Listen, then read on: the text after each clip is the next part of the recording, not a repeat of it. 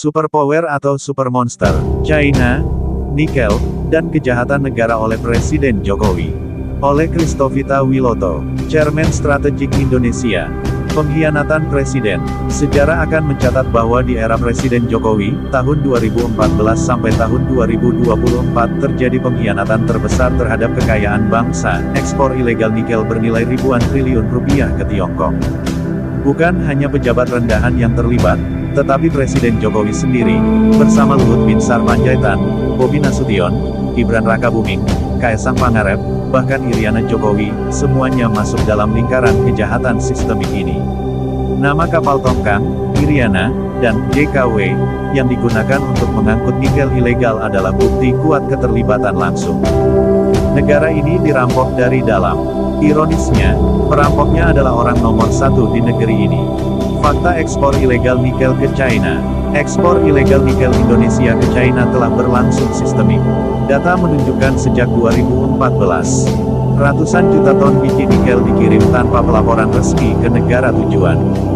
Kapal-kapal Tongkang yang mengangkut menggunakan nama-nama anggota keluarga presiden. Tidak ada bea ekspor, tidak ada pencatatan di laporan perdagangan resmi. Total kerugian negara ditaksir mencapai ribuan triliun rupiah dalam satu dekade terakhir. Negara tidak mendapatkan royalti, pajak, ataupun dividen dari kekayaan alamnya sendiri. Luhut dan China Connection. Luhut Panjaitan menjadi aktor utama di balik kemesraan ekonomi dengan China.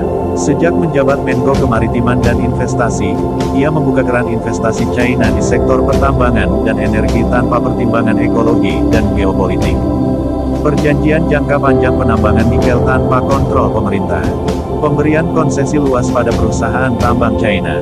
Pemanfaatan tenaga kerja ilegal dari China secara masif. Luhut bukan hanya menjual tanah air, tetapi juga merusak masa depan generasi bangsa. Tiongkok, negara tanpa integritas. China adalah negara besar, tapi tidak berarti negara bermartabat. Sepanjang sejarah hubungannya dengan Indonesia, China terbukti tidak punya integritas. Menyerap nikel ilegal tanpa peduli aturan. Memaksa Indonesia menjadi pemasok bahan mentah tanpa nilai tambah. Menyogok pejabat agar mendapat konsesi tambang. Mengirim ratusan ribu tenaga kerja ilegal untuk menggusur pekerja lokal. Tidak menghormati ekosistem dan hukum lokal. Strategi jahat China menghancurkan ekonomi Indonesia. China memainkan strategi berlapis. Menyusup lewat investasi bodong. Menawarkan hutang besar dengan bunga tersembunyi, debt trap. Memasukkan produk murah berkualitas rendah membunuh UMKM. Menguasai pelabuhan dan logistik nasional. Menjadikan Indonesia pasar, bukan